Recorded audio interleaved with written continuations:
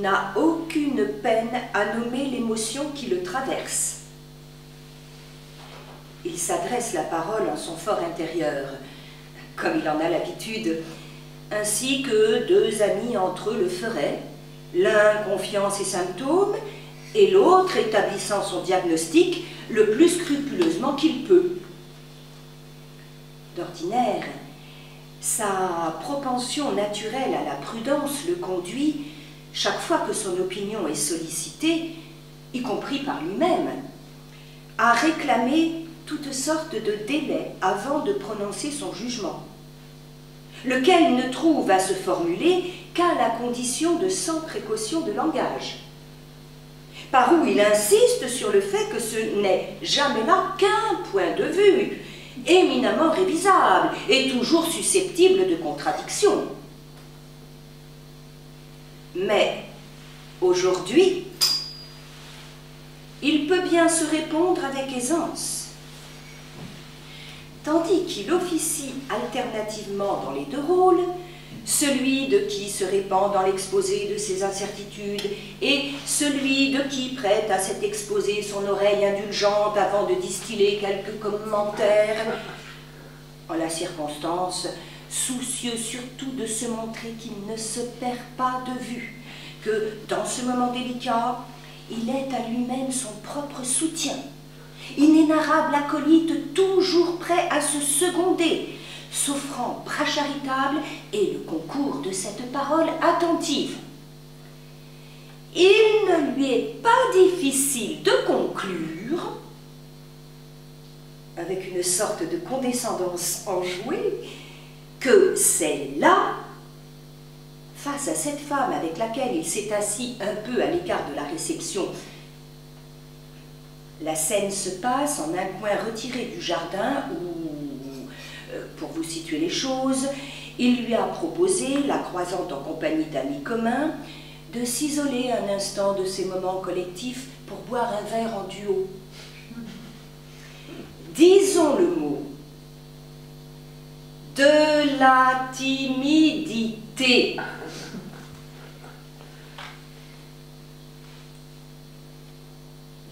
Cette timidité, pour surprenante qu'elle lui paraisse, n'est pourtant pas inédite, car voilà qu'elle remue en lui la mémoire de timidités très anciennes, et qui n'ont pas de visage, qui se présentent à lui sous une forme abstraite, sous la forme pure de l'émotion en quoi elles ont consisté.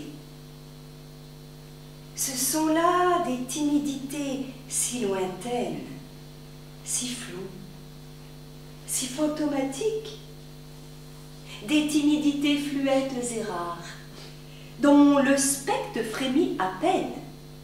Ce frémissement vient juste lui chatouiller doucement les entrailles. Ce sont, pour vous expliquer, des elfes, des farfadets, des revenants délicats et joueurs, indéfinis, longilignes, sans pesanteur, dont le drapé pellucide le frôle dans les mouvements imperceptibles qu'il faut. Ces apparitions sont si imprécises qu'il ne s'agit même pas exactement de mémoire, mais plutôt d'une reconnaissance, du savoir un peu général qu'une telle sensation l'a déjà énervé, autrefois, à quelques reprises, sans qu'il se sente capable d'en caractériser les circonstances. L'identité des personnes que ces moments ont pu mettre en jeu lui échappe. Il ne cherche pas à s'interroger plus avant à ce sujet. Il se tient seulement dans une disposition neuve et entière à cette émotion qui le rattache de manière souple à ces petits mois anciens, délités, méconnaissables.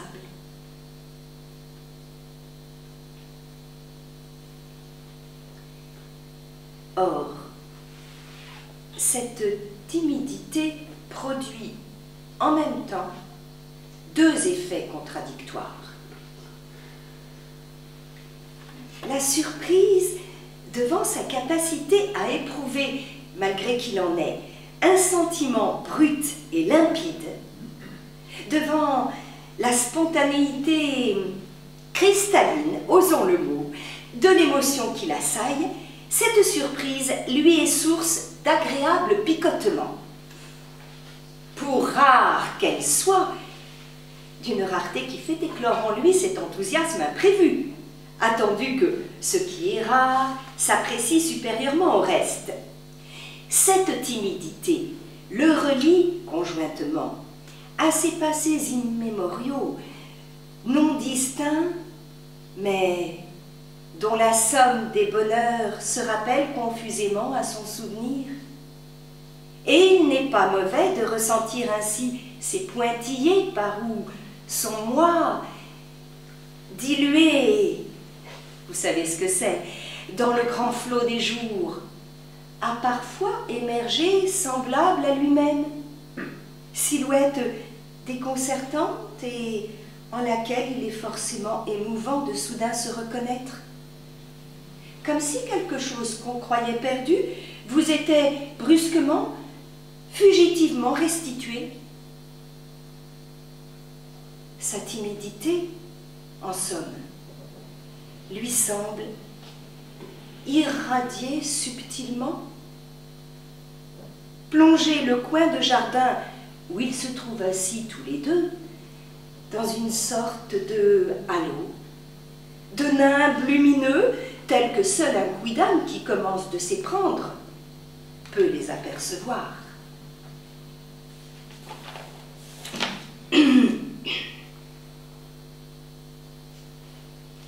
Certes, mais cette allégresse, hélas, n'est pas seule à loger en son cœur, car la timidité engendre aussi, côte à côte avec elle, une sensation ennemie. Toute timidité, je ne pense pas vous l'apprendre, cause une sorte particulière de désagrément qui se répand dans vos membres, dans votre tronc, qui circule sous la peau de votre visage et volontiers en dilate les vaisseaux, produisant alors cette couleur framboise qui dévoile à votre interlocuteur le sentiment de fragilité intérieure qui vous submerge, le doute énorme, inconsidéré, au sujet de vous-même, qui vous envahit face à lui. Et voilà qui vous conduit aussi bien à emberlificoter vos jambes, à les nouer en d'improbables contorsions qui ne vous seraient jamais venues naturellement si vous vous étiez senti serein, en accord avec la situation. Ou encore, vous hésitez à propos de ce que vous allez faire de vos mains. Ces mains qui pourtant, d'ordinaire, vous sont des instruments pratiques, qui vous apportent plutôt des satisfactions. Elles qui sont aptes, vous les en remerciez au passage, à déplacer les objets, à les saisir, à les transformer, à les palper. Des mains qui, l'hypothèse étreint délicatement le cœur de notre Djalil, lui serviront peut-être tout à l'heure ou plus tard à traduire, disons, tactilement la sorte de plaisir déjà esthétique que cette femme distille, à explorer ce que ses yeux en éclaireur ont commencé de lui apprendre à son sujet, à exprimer et à prolonger à la fois sur le mode de la caresse cette exaltation optique que son corps est capable de lui procurer. Ces mêmes mains vous paraissent pour l'heure excroissances malcommodes auxquelles vous ne savez plus quelle forme donner. Rétractées, pauvres bestioles tapies, recroquevillées, elles laissent lire à quel point elles sont dans la terreur. Dépliées, elle se consacre à une imitation de l'alanguissement qui risque de ne tromper personne. Elle cherche une position comme un candidat au sommeil dans un grand lit inconnu où il peine à trouver ses marques. Peut-être convient-il tout bonnement de les soustraire au regard, de les fourrer dans les poches. Or, elles en occupent un peu trop l'habitacle, distendent le tissu. Ou de les glisser là, tenez, sous la table de jardin, où vous pouvez les tordre entre vos cuisses en toutes sortes de crispations qui échappent à peu près à la vue d'autrui, mais dont le balai signifie assez les sensations douloureuses qui vous traversent et dont elles représentent à votre pensée les figures. Depuis la scène cachée où elles s'adonnent à leur chorégraphie pathétique. Bref, malgré sa face exaltante, cette timidité recèle un envers fort pénible, elle qui est, reconnaissons-le, embarrassante, atroce, et qui transforme notre Djalil, regardez-moi ça, en une pauvre chose sans répondant et qui ne peut plus arborer qu'un sourire tordu et gêné.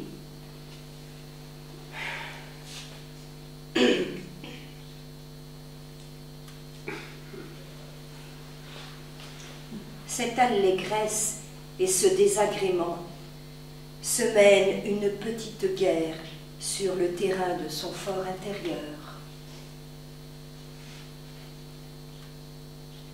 Imaginez un peu le combat obstiné et farouche d'allégresse et de désagrément, superbement casqués, armés de lances et s'affrontant bille en tête dans l'obscurité pariétale des entrailles de notre homme.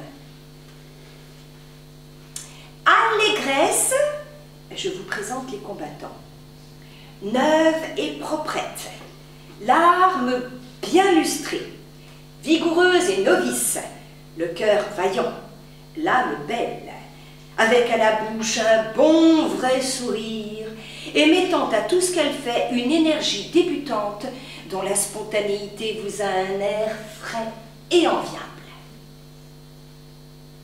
Désagrément, l'aspect moins soigné, un vieil équipement dont les transitions laissent à désirer, une sorte de harnachement qu'il n'a pas même pris soin de fixer au plus juste, quelque chose qui brimballe et dont les matériaux semblent des antiquités, vêtu de briques et de brocs.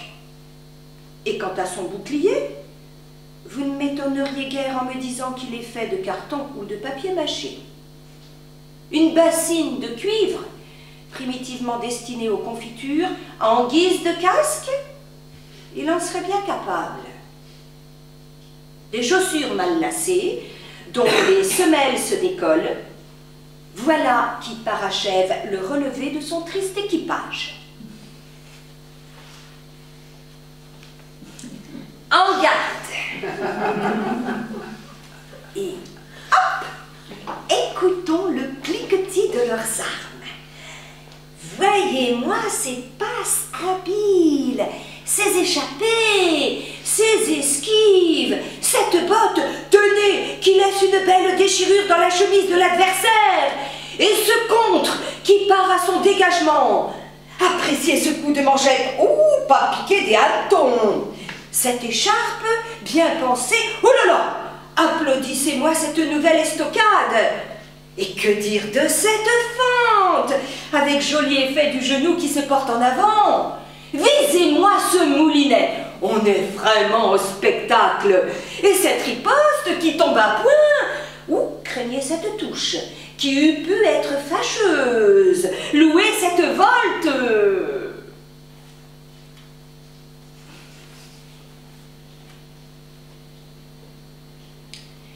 Seul témoin de ce duel microscopique qui se joue en le cœur de notre homme, à l'intérieur de la scène grandeur nature muette et catastrophique, qui réunit ce même homme et cette femme, laquelle tient dans sa main gauche un verre de clairette de Die, et de sa main droite froisse désespérément sa serviette de papier bleu nuit, au point d'en déchirer par endroits la ouate de cellulose. Sans doute suit-elle quelques pensées qui volettent comme insectes affolés dans le ciel brumeux de son esprit. Et par où elle s'interroge sur l'intérêt qu'avait cet homme, je vous le demande, à lui proposer de s'asseoir à l'écart avec lui, si c'était pour demeurer silencieux et sans un geste. Son regard même, il n'est pas difficile de le deviner, ne faisant pas le point sur elle, mais sur quelque chose de lointain et d'abstrait qui se tient par-delà. Seul témoin, disais-je, un énorme bouquet de glaïeuls, posé sur le guéridon, dans un vase ventru, et qui expose son flanc avec autorité. Rien là du gros ventre débonnaire et qui met en confiance. De ceux dont, pour un peu, on aimerait vérifier les qualités élastiques d'un rebond de son doigt, mais il ne faut pas. Plutôt, comment dire, la marque ostensible qu'on mange à sa faim.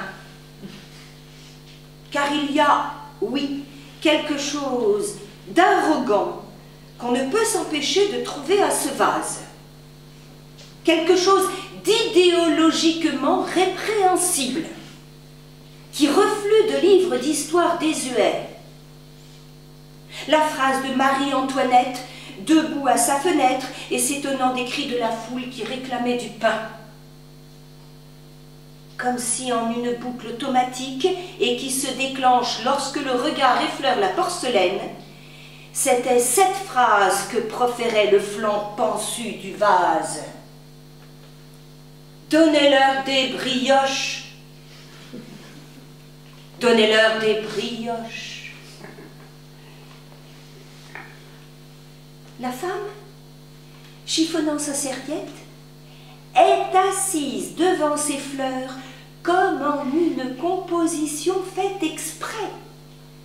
Comme si c'était Djalil qui l'avait installée là, replaçant 2 ou 3 tiges derrière elle, tournant un peu plus sa chaise vers la lumière, voilà. Puis commençant de préparer sa palette en se concentrant sur la peinture qu'il s'apprêterait à effectuer de la scène. Sauf qu'on en est loin. Même préparer le petit matériel du langage, épousseter ses mots, sortir de leur boîte quelques liens syntaxiques. Djalil en est incapable. Il est tout entier happé par la terrible guerre qui se poursuit en lui, tiraillé par ces 2 combattants tyranniques qui y vont bon train sans se préoccuper des ravages qu'ils font. La sensation agréable et la sensation désagréable, toutes 2 nées de la même source, continuent de s'affronter comme jumeaux fratricides et qui s'efforcent de se terrasser l'un l'autre, dans la vague conscience qu'un seul doit demeurer. Ce prodige de leur naissance, quand, si opposées en vérité, elles ont surgi de la même matrice nommée timidité, voilà ce à quoi leur combat veut remédier, afin qu'une cause unique soit suivie d'un effet unique.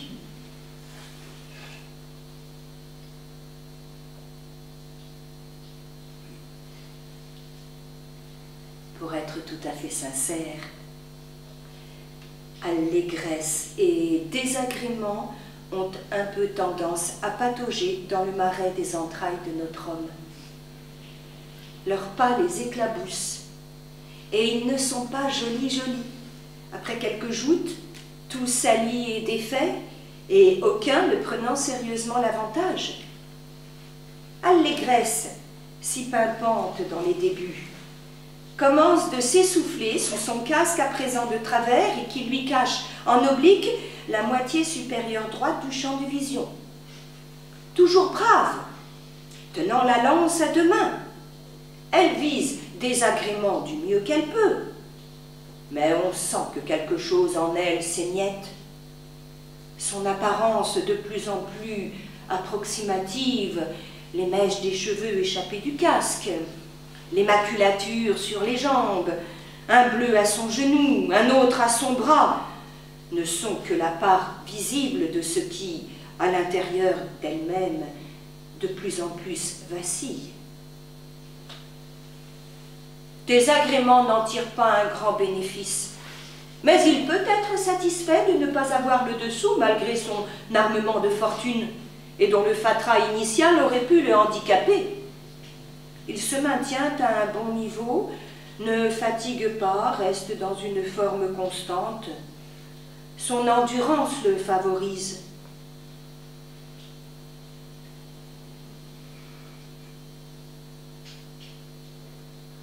Peut-être désagrément commence-t-il de trouver allégresse bien mignonne dans son désordre capillaire. Troublante, avec ses échymoses qui n'altèrent pas, qui rehaussent, cette beauté un peu sauvage qu'elle a, cette vétusté brute de décoffrage qui est la sienne. Et allégresse, de son côté, ne reconnaît-elle pas, derrière l'apparence négligée de désagrément, une personnalité subtile, un être fin et qu'on gagne à connaître? Imaginons, se lorgnant de la sorte, il pourrait éprouver chacun une envie confuse de se toucher autrement que par l'intermédiaire de leurs lances contondantes.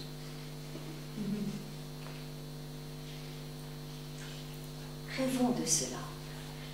Voulez-vous?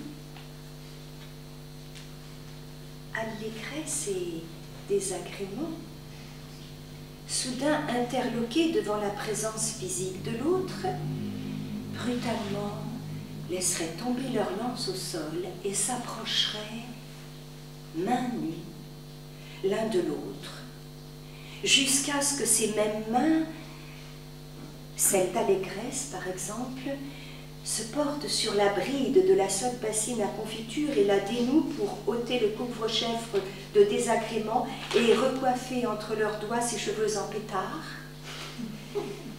tandis que lui-même, tremblant de tout son corps, semblable, si vous le dites, à une feuille malmenée par le vent, tendrait ses mains vers le corsage d'Allégresse et commencerait d'en défaire, hurrah, les premières agrafes.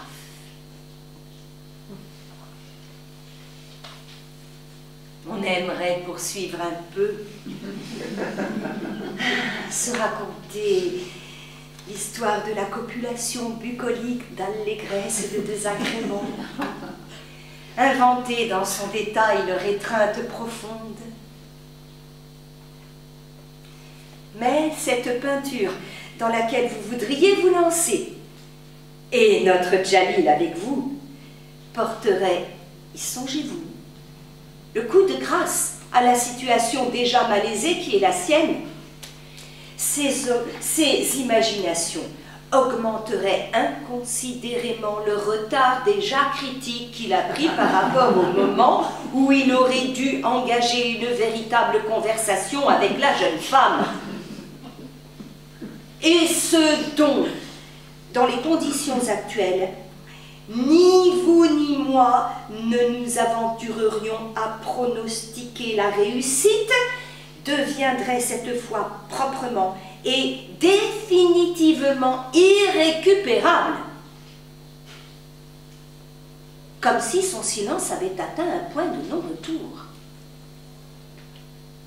Sans compter qu'allégresse pourrait finir par mettre bas une portée de petites allégresses et de petits désagréments qui ne feraient qu'amplifier la complexité de la situation et achèveraient de leur cri nourrisson de distraire Djalil de la présence effective de cette femme. Elle qui, depuis tout à l'heure, doit bien attendre un signe de sa part, une amorce. Ou peut-être qui s'est déjà lassée, s'enfonçant dans des pensées bien à elle et où elle éprouve, hélas, à quel point elle peut fort bien se passer de Djalil, dont hier encore elle ignorait l'existence et que demain, selon toute probabilité, s'il continue sur cette voie, elle aura, ainsi vont les choses, oublié.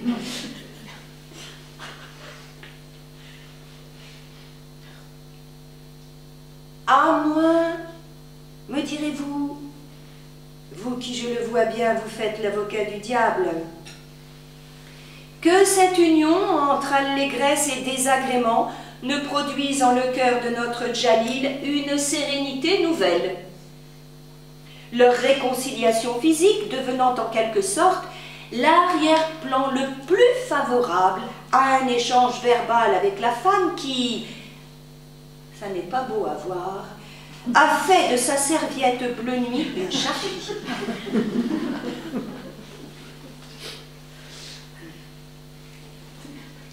Toutefois, une telle réconciliation ne semble pas se profiler à l'horizon de cette malheureuse scène.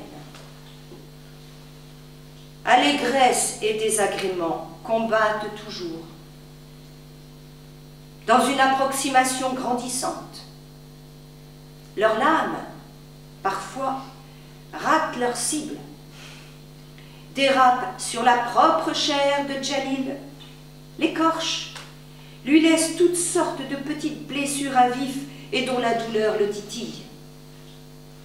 Traversés par leur duel, abîmés, abasourdis, il ne se sent plus qu'un champ de bataille, un terrain ras, égratigné par leurs silhouettes mobiles et qui s'agitent en lui, de plus en plus ravagés par leur lutte, foulés par les pieds des deux adversaires, labourés par leurs talons, de plus en plus blessés, de plus en plus passifs. Et sans doute ne peut-il pas réagir, car, de mémoire d'homme, jamais un champ de bataille n'a fini par se soulever dans un grand « ça suffit !» se dérobant sous les pieds des combattants et les envoyant valser loin, bien loin, par-delà l'horizon. Djalil aimerait une pause, un moment de trêve qu'allégresse et désagrément s'accorderaient. Chacun irait s'asseoir à un bout du talus pour reprendre ses forces et nettoyer ses armes en regardant la lumière virer doucement sur le paysage. Reprenant alors le contrôle des choses, provisoirement débarrassé de ces deux énergumènes belliqueux qui rêvasseraient à la bonne heure devant le couchant, Djalil pourrait poser un regard calme et normalement attentif sur le visage de cette femme et formuler à son adresse quelques phrases qui ne démériteraient pas.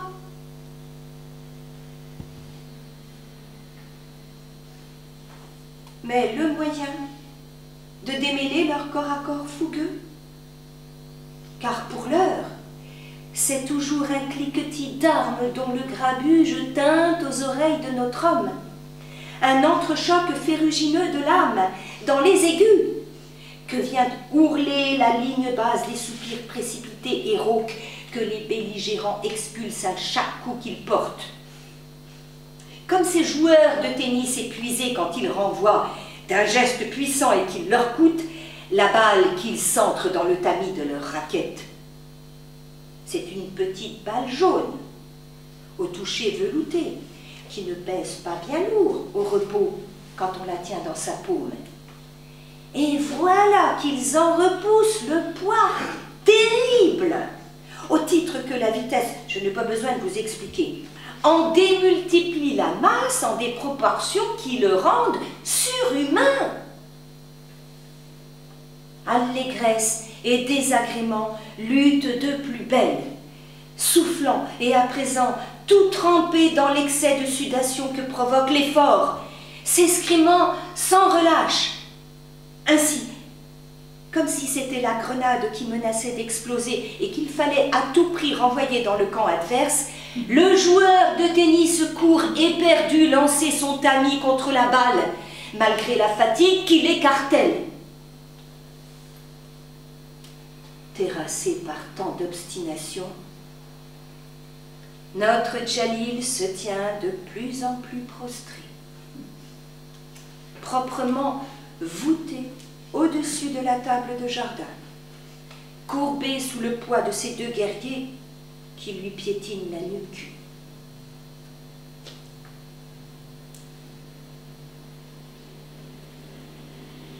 Que servirait, dites-le-moi, qu'un vent douillet agréablement fasse frémir le feuillage, qu'une petite musique s'échappe de l'intérieur de la maison, qui, de sa douce flopée de notes harmonieusement tressées entre elles, interprétées avec langueur, vienne s'enguirlander autour de nos deux candidats tourtereaux? Enfoncé dans son mutisme, Djalil a atteint des strates géologiques insoupçonnées, et l'air libre, désormais, est à une hauteur bien trop considérable pour qu'il espère reparaître rapidement à la surface. Il continue d'errer dans les galeries enténébrées, d'éprouver toutes les modalités de son duel intérieur, de se nourrir de cette seule vision.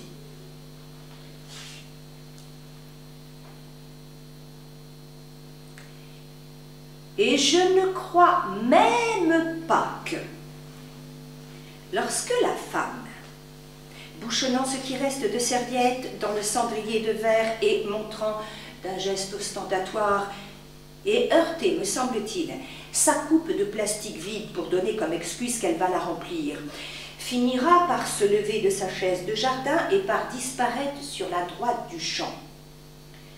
Notre Djalil s'en apercevra le moins du monde. Lui qui n'est plus en état de capter la moindre information relative au dehors.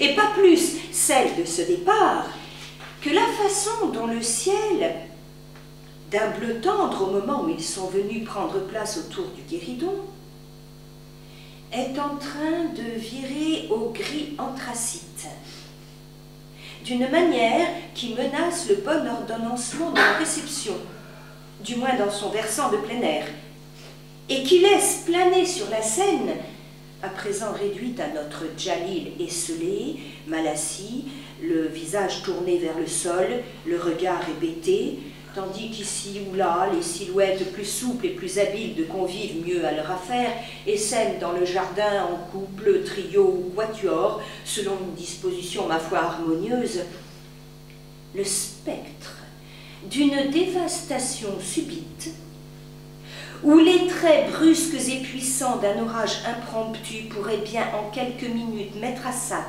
et les vivres disposés sur les tables, et les nappes, et les coussins, et le dais fragile qu'on avait planté à la va-vite et dans une intention seulement décorative, et le sol même, bouleversé par la violence des javelots de pluie qui le martèleraient jusqu'à ce qu'il cède, ruisselant, boueux,